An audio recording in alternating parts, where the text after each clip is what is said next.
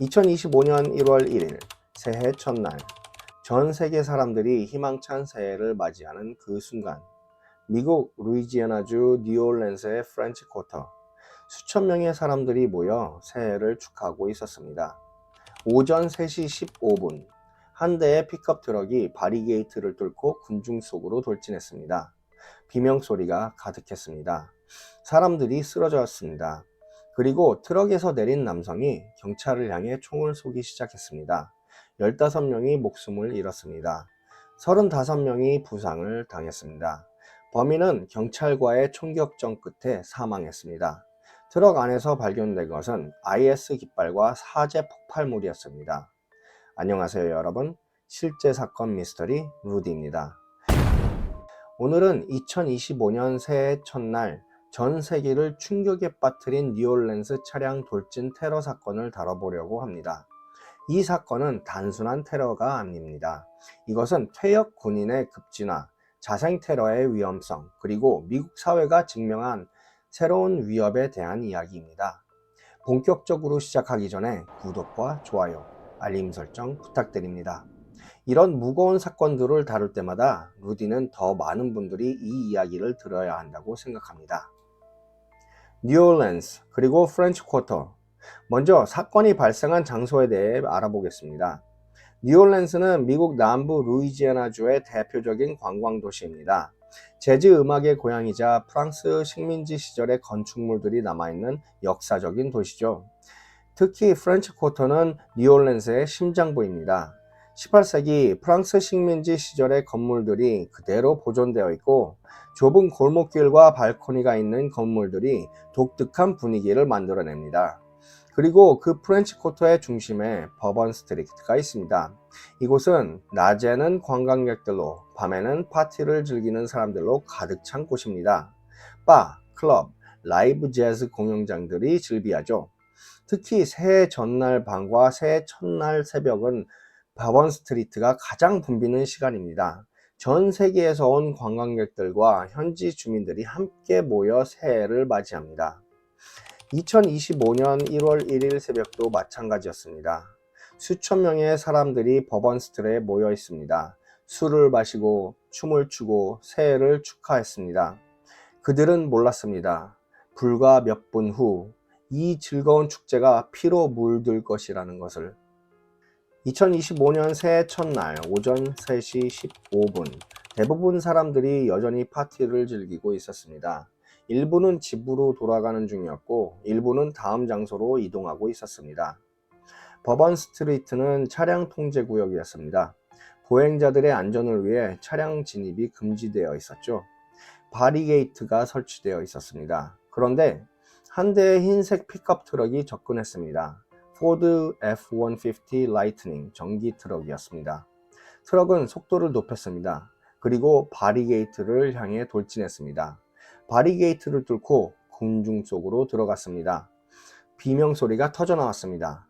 트럭은 멈추지 않았습니다. 사람들을 피하지 않고 오히려 사람들을 향해 똑바로 돌진했습니다. 의도적이고 계획적이었습니다. 사람들이 쓰러지고 튀어올라 길바닥에 널브러졌습니다. 피가 흘렀습니다. 거리에는 비명과 울음소리가 뒤섞였습니다. 그리고 트럭이 멈췄습니다. 운전자가 내렸습니다. 손에는 총이 들려 있었습니다. 권총과 반자동 소총이었습니다. 그는 경찰을 향해 총을 쏘기 시작했습니다. 현장에는 뉴올랜스 경찰들이 배치되어 있었습니다. 새 축제 경비를 위해서였죠. 그들은 트럭 돌진을 목격했고 즉시 대응했습니다. 하지만 범인은 이미 총을 꺼내 들고 있었고 경찰을 향해 발포했습니다. 경찰관 2명이 총에 맞았고 다행히 생명에는 지장이 없었지만 부상을 입었습니다. 경찰들도 응사했습니다. 총격전이 벌어졌습니다. 새해 첫날 새벽, 축제의 거리가 총소리로 가득했습니다. 그리고 범인이 쓰러졌습니다. 경찰의 총에 맞아 사망했습니다. 총격전은 끝났습니다. 하지만 비극은 이제 막 시작이었습니다. 거리는 아수라장이 되었습니다. 쓰러진 사람들, 울부짖는 사람들, 부상자를 돕는 사람들, 피가 거리를 적셨습니다. 앤 커크 패트릭 뉴올랜스 경찰서장은 나중에 이렇게 말했습니다. 매우 의도적인 행동이었습니다. 범인은 최대한 많은 사람을 차로 치려고 했습니다. 최종 집계 결과 15명이 사망했습니다. 35명이 부상당했습니다. 총 50명의 사상자가 발생한 것입니다. 사망자 중에는 다양한 나이와 배경의 사람들이 있었습니다. 새해를 축하하러 나왔던 평범한 사람들이었습니다. 그들은 단지 새해를 맞이하려고 했을 뿐입니다. 구급차가 현장으로 몰려들었습니다. 부상자들이 병원으로 실려갔습니다. 경찰은 현장을 봉쇄했습니다. 그리고 범인의 트럭을 수색하기 시작했습니다. 경찰이 트럭 안을 수색했을 때 그들은 충격적인 것을 발견했습니다. 첫째, IS 깃발이었습니다. 검은색 깃발, 이슬람 국가의 깃발이었습니다. 트럭 히치에 부착되어 있었습니다. 둘째, 사제 폭발물이었습니다. 여러 개의 급조 폭발물이 트럭 안에 있었습니다.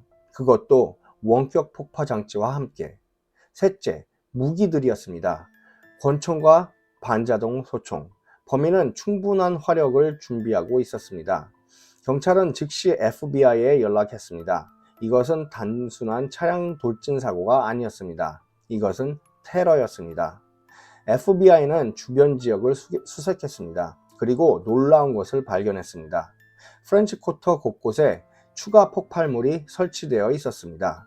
아이스박스 안에 숨겨진 폭발물들. 범인은 차량 돌진뿐만이 아니라 폭발까지 계획했던 것입니다. 원격으로 터뜨리려고 했던 것이죠. 다행히 폭발물은 터지지 않았습니다. 경찰이 신속하게 발견해 해체했습니다. 만약 터졌더라면 피해는 훨씬 더 컸을 것입니다. FBI는 범인의 신원을 신속하게 확인했습니다. 샴스드딘 자브루 42세 미국 시민권자, 텍사스주 거주. 그런데 그의 이력이 충격적이었습니다. 그는 퇴역 군인이었습니다. 자바르는 2006년부터 2015년까지 10년간 미군에서 복무했습니다. 인사 전문가이자 정보기술 전문가로 일했습니다. 그리고 2009년에는 아프가니스탄에 파병되기도 했습니다. 미국에서 정상적으로 제대했습니다. 명예제대였습니다. 그 후 민간 생활로 돌아왔고 회계법인 딜로이트에서 일하며 연봉 12만 달러를 받았습니다. 겉으로 보기에는 그는 평범한 중상층 미국인이었습니다. 군대에서 복무했고 좋은 직장에서 일했고 정상적인 삶을 살고 있는 것처럼 보였습니다. 하지만 그의 삶에는 균열이 생기고 있었습니다. 자바르는 2번 결혼했고 2번 이혼했습니다. 특히 2022년에 두 번째 이혼에 그에게 큰 타격이 있었던 것으로 보입니다. 이혼 과정에서 제출된 서류들을 보면 자바르의 재정 상황이 좋지 않았습니다. 그는 이혼 변호사에게 보낸 이메일에 이렇게 썼습니다. 집 대출금을 낼 수가 없습니다. 제가 설립한 부동산 중개회사는 작년에 28,000달러 적자를 봤습니다. 이혼 변호사 비용으로 신용카드 빚 16,000달러입니다. 경제적 어려움이 있었습니다. 연봉 12만 달러를 받았지만 그것으로 부족했던 것 같습니다. 이혼 비용, 사업 실패, 빚, 그의 삶은 무너지고 있었습니다. 그리고 더 중요한 변화가 있었습니다. 종교적 개종입니다. 자바르의 전 부인의 남편에 따르면 자바르는 군대를 제대한 후 이슬람교로 개종했습니다. 그리고 개종 후 미친 사람처럼 행동하기 시작했다고 증언했습니다. 여기서 중요한 것은 이슬람교가 자체 문제가 아니라는 것입니다. 전 세계 수억 명의 무슬람들은 평화롭게 살아갑니다. 문제는 자바르가 급진화되었다는 것입니다. FBI 조사에 따르면 자바르는 IS의 영감을 받았습니다. 그는 범행이 몇 시간 전 페이스북에 여러 개의 동영상을 올렸습니다. 동영상의 내용은 충격적이었습니다. 자바르는 자신의 가족을 살해할 계획을 이야기했습니다. 그리고 IS에 가담하도록 영감을 준 꿈에 대해 이야기했습니다. 그는 루이지애나로 향하는 동안 IS에 대한 충성을 맹세하는 동영상을 촬영했습니다. 나는 IS의 전사다. 이거는 지하드다. 같은 내용이었습니다. 여기서 우리가 생각해 봐야 될 것이 있습니다. 자바르는 어떻게 급진화가 되었을까요? 그는 텍사스에서 태어나서 자란 미국인입니다. 미군에서 10년간 복무했고 아프가니스탄에서 미군을 위해 싸웠습니다. 그럼 그가 어떻게 미국을 공격하는 테러리스트가 되었을까요? 전문가들은 여러 요인을 지적합니다. 첫째, 경제적 어려움과 개인 실패입니다. 이혼, 사업 실패, 빚 이런 것들이 그를 절망하게 만들었을 수 있습니다. 둘째, 정체성의 위기입니다. 군대를 떠난 후 민간 생활에 적응하지 못하고 퇴역하는 군인들이 많습니다. 그들은 목적을 잃고 방황합니다. 셋째, 온라인 급진화입니다. IS는 인터넷을 통해 전 세계에 자신들의 이념을 퍼뜨립니다. 취약한 사람들을 찾아 세뇌합니다. 자바르의 경우 이 모든 요건이 결합되었을 가능성이 있습니다. 그는 절망했고 분노했고 그 분노를 IS의 이념과 결합시켰습니다. FBI가 자바르의 움직임을 추적한 결과 그는 매우 계획적으로 행동했다는 것이 드러났습니다. 먼저 그는 차량을 렌트했습니다. 튜로라는 차량 공유 서비스를 통해서였습니다. 휴스턴에서 한 개인이 자신의 차량을 임대용으로 올린 것을 빌렸죠. 포드 150 라이닝 전기 픽업 트럭입니다. 무겁고 튼튼한 차량이죠. 차량 돌진 테러에 적합한 차량이었습니다. 그는 사제 폭발물을 제작했습니다. 여러 개의 급조 폭발물과 원격 폭파 장치를 준비했습니다. 범행 전날 밤이나 당일 새벽, 그는 뉴올랜스로 이동했습니다. 텍사스에서 루이지애나까지 약 5시간 거리입니다. 뉴올랜스에서 도착한 후 그는 프렌치 쿼터에 정찰했을 것입니다. 그리고 아이스박스 안에 폭발물을 설치했습니다. 여러 곳에 분산 설치했습니다. 그의 계획은 이랬을 것입니다. 먼저 차량을 군중으로 덮칩니다. 그리고 혼란을 만듭니다. 그리고 숨겨둔 폭발물들을 원격으로 터뜨립니다. 더 많은 피해를 입힙니다. 하지만 계획은 완벽하게 실행되지 않았습니다. 차량 돌진은 성공했지만 폭발물은 터지지 않았습니다. 그리고 그는 경찰과 총격전에서 사망했습니다. 여기서 이야기가 더 복잡해집니다. 뉴올랜스 테러 발생 약 5시간 후 라스베가스에서 또 다른 사건이 발생합니다. 1월 1일 오전 8시 40분 라스베가스 트럼프 호텔 앞에서 테슬라 사이버 트럭이 폭발했습니다. 한 명이 사망하고 7명이 부상당했습니다. 사망자는 매튜 리벨스버거라는 퇴역 군인이었습니다.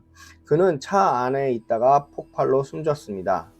놀라운 것은 두 사건의 유사점이었습니다. 첫째, 둘 다 같은 날 발생했습니다. 2025년 1월 1일 새해 첫날. 둘째, 두 범인 모두 퇴역 군인이었습니다. 셋째, 두 차량 모두 튜로로 통해 렌트되었습니다. 이것은 우연일까요? 아니면 연관된 사건일까요? 일론 머스크는 SNS에 이렇게 썼습니다. 테러 행위로 보인다. 두 사건이 어떤 방식으로든 연관성이 되어 있을 것이다. 조 바이든 대통령도 두 사건의 연관성을 조사하라고 지시했습니다. 하지만 FBI 조사는 놀라웠습니다. 두 사건은 개별이었습니다. 서로 연관이 없었습니다. 리벨스버거는 자살했던 걸로 밝혀졌습니다. 그는 개인적인 문제로 고통받고 있었고 극적인 방식으로 생을 마감하기로 결정했던 것입니다. 그렇다면 이 놀라운 우연은 무엇을 의미할까요? 같은 날, 같은 방식, 같은 배경의 두 사건이 우연히 발생했다는 것일까요? 전문가들은 이것을 미국 사회의 깊은 문제로 보여준다고 말합니다. 퇴역 군인들의 정신건강 문제, 급진화의 위험, 그리고 폭력적인 행동으로 이어지는 절망감. 뉴올랜스 테러는 미국 전역을 충격에 빠뜨렸습니다. 조 바이든 대통령은 캠프 데이비드에서 연설했습니다. 분노와 좌절감을 느낍니다. FBI로부터 범인이 IS 영감을 받았다고 보고를 받았습니다. 우리는 계속 집요하게 IS와 다른 테러 조직을 추적할 것입니다. 그들은 여기에서 피난처를 찾을 수 없을 것입니다. 도널드 트럼프 당선인은 다른 각도에서 접근했습니다. 그 트루스 소셜에 이렇게 썼습니다. 내가 다른 나라에서 미국으로 유입되는 범죄자들이 미국에 있는 범죄자들보다 훨씬 나쁘다고 말했을 때 민주당과 가짜 언론들은 이를 반박했지만 사실로 드러났다. 흥미롭게도 자바르는 외국인이 아니었습니다. 그는 텍사스에서 태어난 미국 시민이었습니다. 하지만 트럼프는 이 사건을 이민 문제와 연결시켰죠. 이것은 미국 전체의 분열을 보여줍니다. 같은 사건을 두고 전혀 다른 해석이 나오는 것이죠. 일반 미국인들의 반응은 공포와 슬픔이었습니다. 뉴욕을 비롯한 대도시들의 차량 돌진 방지 시설을 강화했습니다. 볼라드라고 불리는 튼튼한 기둥을 거리에 곳곳에 설치했습니다. 사람들은 불안해했습니다. 새해 축제, 크리스마스 마켓, 콘서트 같은 대규모 행사가 이제 안전한가? 누가 다음 테러리스트가 될까? 이 사건이 보여주는 가장 무서운 것은 자생 테러의 위협입니다. 자생 테러란 외부 테러 조직의 직접적인 지시 없이 개인이 스스로 테러를 계획하고 실행하는 것을 말합니다. 자바르의 경우 정확히 그랬습니다.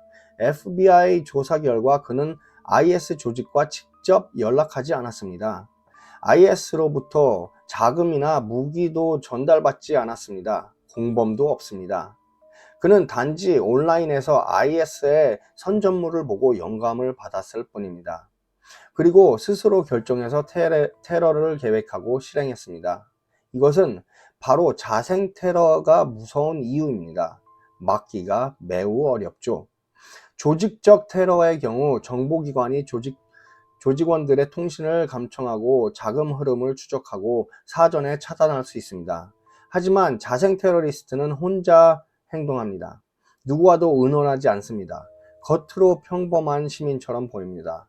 그러다가 어느 날 갑자기 테러를 실행합니다. 자바르도 그랬습니다. 그는 범행 전까지 FBI의 감시 대상이 아니었습니다. 테러 용의자 명단에도 없었습니다. 경범죄 2건 외에는 범죄 기록도 없었습니다. 겉으로 보기에는 그는 평범한 퇴역군인이었습니다. 좋은 직장에 다니고 세금을 내고 정상적인 삶을 사는 사람처럼 보였습니다. 그런 그가 새해 첫날 테러리스트가 되었습니다. 또 다른 중요한 문제는 퇴역 군인의 급진화입니다. 자바르는 10년간 미군에서 복무했습니다. 아프가니스탄에서 미국을 위해 싸웠습니다. 그럼 그가 어떻게 미국을 공격하는 테러리스트가 되었을까요? 전문가들은 퇴역 군인들이 특히 급진화에 취약할 수 있다고 지적합니다. 첫째, 군 생활의 구조와 목적을 잊어버립니다. 군대에서는 명확한 위계 질서와 임무가 있습니다. 하지만 민간 생활로 돌아오면 그 모든 것이 사라집니다. 정체성의 혼란을 겪습니다. 둘째, PTS나 다른 정신건강 문제를 겪을 수 있습니다. 특히 전투 경험이 있는 군인들은 트라우마에 시달립니다. 셋째, 경제적 어려움에 직면할 수 있습니다. 군대에서 배운 기술이 민간 사회에 쓸모없을 수 있습니다. 좋은 직장을 찾기 어렵습니다. 넷째, 소속감을 잃어버립니다. 군대에서는 강한 동료애가 있습니다. 하지만 제대 후에는 그것이 사라집니다. 외롭습니다. 이런 취약한 상태에서 극단주의 이념을 만나면 급진화될 수 있습니다. 극단주의는 명확한 목적, 강한 소속감, 그리고 세상에 대한 단순한 설명을 제공합니다. 자바르의 경우도 비슷했을 것입니다. 그는 제대 후 경제적 어려움을 겪었습니다. 2번의 이혼으로 개인적 실패를 경험했습니다. 그리고 이슬람 급진주의를 만났습니다. IS는 그에게 목적을 주었습니다. 지하드를 통해 순교자가 되라. 소속감을 주었습니다. 당신은 우리의 전사다. 그리고 분노의 출구를 주었습니다. 미국이 당신의 문제의 원인이다. 그는 그것을 받아들였습니다. 그리고 테러리스트가 되었습니다. 뉴올랜스 테러는 차량 돌진 테러의 위험성을 다시 한번 상기시켰습니다. 차량 돌진 테러는 최근 몇 년간 증가하고 있습니다. 총이나 폭탄을 구하기 어려운 테러리스트들이 선택하는 방법이죠. 차량은 쉽게 구할 수 있습니다. 렌트하거나 사면 됩니다. 특별한 기술도 필요 없습니다. 운전만 할 수 있으면 됩니다. 그리고 효과적입니다. 무방비 상태의 군중에게는 치명적입니다. 최근 주요 차량 돌진 테러를 살펴보겠습니다.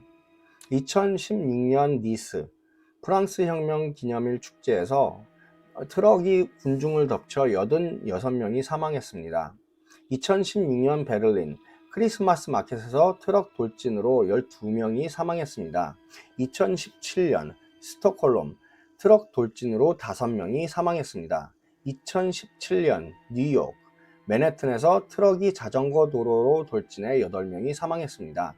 2017년 바르셀로나 차량 돌진으로 13명이 사망했습니다. 그리고 2025년 뉴올랜스 15명이 사망했습니다. 패턴이 보이시나요?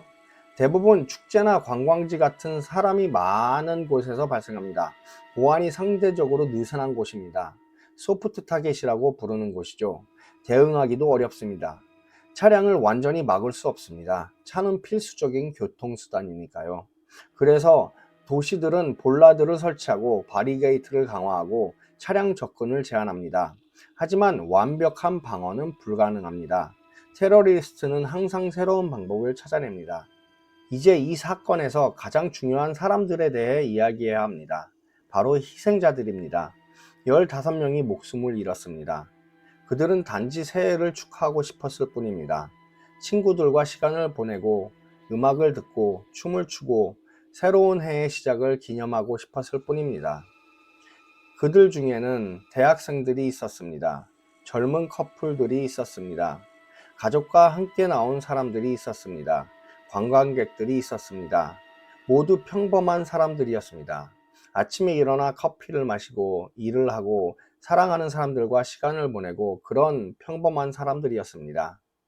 그들에게는 꿈이 있었습니다. 계획이 있었습니다. 미래가 있었습니다. 하지만 한 사람의 광기가 그 모든 것을 빼앗아갔습니다. 35명이 부상을 당했습니다. 그들 중에는 일부는 평생 장애를 안고 살아가야 할 것입니다. 신체적 상처뿐만 아니라 정신적 트라우마도 평생 따라다닐 것입니다. 그리고 수천 명이 그 현장을 목격했습니다. 그들도 트라우마를 겪을 것입니다. 새해 첫날의 즐거운 기억은 악몽으로 바뀌었습니다. 희생자들의 가족과 친구들은 엄청난 슬픔에 빠졌습니다. 갑자기 사랑하는 사람을 잃었습니다. 설명할 수 없는 비극입니다. 우리는 그것을 기억해야 합니다. 테러리스트의 이름은 잊어도 됩니다. 하지만 희생자들의 이름은 기억해야 합니다. 테러 직후 뉴올랜스는 비탄에 잠겼습니다. 하지만 도시는 빠르게 회복하기 시작했습니다. 버번 스트리트는 하루 만에 재개방되었습니다. 사람들은 다시 거리로 나왔습니다. 음악이 다시 울려 퍼졌습니다. 이것은 테러리스트에게 보여지는 메시지였습니다. 우리는 두려워하지 않는다. 우리의 삶을 멈출 수 없다. 뉴올랜스 시민들은 강인함을 보여주었습니다. 그들은 허리케인 카트리나도 견뎌냈던 사람들입니다. 그들은 어떤 재난도 이겨낼 수 있습니다. 추도식도 열렸습니다. 수천 명이 모여 희생자들을 기렸습니다. 촛불을 밝히고 기도하고 서로를 위로했습니다. 재즈 뮤지션들은 희생자들을 위해 공연을 했습니다. 뉴올랜스의 스타일의 장례 현장, 슬픔 속에서도 생명을 축하하는 그들만의 방식이었습니다. 도시는 회복했습니다. 하지만 상처는 남았습니다. 그 상처는 오랫동안 아물지 않을 것입니다. 샴스드딘 자바르 42세 퇴역 군인, 텍사스 출신 미국 시민. 그의 동기는 무엇이었을까요? 경제적 어려움, 개인적 실패, 정체성의 위기, 종교적 광신? 아마도 이 모든 것의 복합일 것입니다. 하지만 어떤 이유도 그의 행동을 정당화할 수 없습니다. 무고한 사람들을 살해하는 것은 어떤 경우에도 용납될 수 없습니다. 이 사건은 우리에게 많은 것을 생각하게 합니다. 자생 테러의 위협, 퇴역 군인의 정신건강, 온라인 급진화, 소프트 타겟의 보안, 테러와 함께 사는 법. 쉬운 답은 없습니다. 하지만 우리는 계속 고민해야 합니다. 토론해야 합니다. 해결책을 찾아야 합니다. 그리고 무엇보다 우리는 희생자들을 기억해야 합니다. 그들은 단지 새해를 축하하고 싶었을 뿐입니다. 그들의 삶과 꿈은 기억해야 합니다. 뉴올랜스는 회복했습니다. 거리에는 다시 음악이 울려 퍼집니다. 사람들은 다시 웃고 춤을 춥니다. 이것이 테러에 대한 최선의 대응입니다. 계속 살아가는 것, 사랑하는 사람들과 시간을 보내는 것, 삶을 축하하는 것. 테러리스트는 우리를 멈출 수 없습니다. 우리의 정신을 꺾을 수 없습니다. 우리는 계속 나아갈 것입니다. 여러분의 생각은 어떠신가요? 이런 테러를 어떻게 막을 수 있을까요? 댓글로 의견을 나눠주세요. 그리고 이 영상에 의미가 있었다면 구독과 좋아요, 알림 설정 부탁드립니다. 실제 사건 미스테리는 앞으로도 우리가 알아야 할 사건들을 계속 전해드리겠습니다. 희생자들의 명복을 빕니다. 그리고 뉴올랜스가 빠르게 회복하기를 바랍니다. 안전하세요, 여러분. 지금까지 실제 사건 미스터리 루디였습니다. 시청해주셔서 감사합니다.